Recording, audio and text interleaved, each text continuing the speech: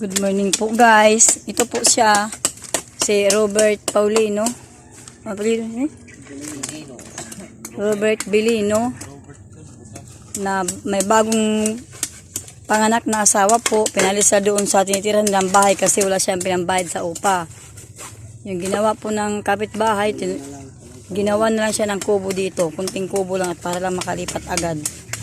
Kasi pansamantala, dahil pinalis doon dito muna sa bahay na paupahan na ng mga estudyante, dito po muna siya nakisilong ng ilang araw para magawan lang po ng kubo.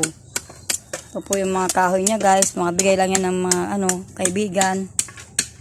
Yan lang po sa tulong ng mga kapitbahay na gawan siya ng kubo.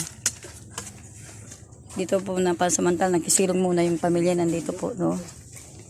Yung bagong panganak na asawa niya po nandito po nakisilong muna sa boarding house ng kapitbahay.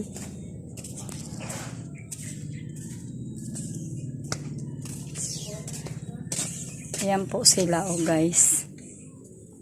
Yan po, dalawa po yung anak nila. Yan lang po yung gamit nila. Yan gamit nila po. Pansamantala po dito nakisilong. Yan po yung baby niya, bagong panganak po yan. Yan po, yan lang po yung gamit nila at doon siya nagsasaing sa labas po. Yan po. Yan po, dyan po sila nakikisaing sa labas ng kubo na ito na pinagsilungan muna pansamantala. Pinasilong muna sila. Ni kahit piso po wala sila. Ngayon, nag-extra yung asawa na magigib ng tubig. Binabayaran naman po siya ng bawat isang galon.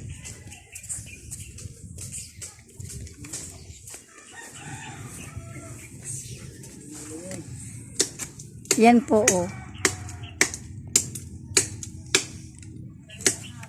Yan po yung may asawa panganak po. Walang titirahan.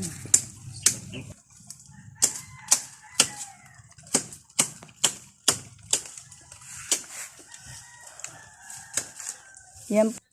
Ran, stop na ran. Ayaw, Parang ko anay.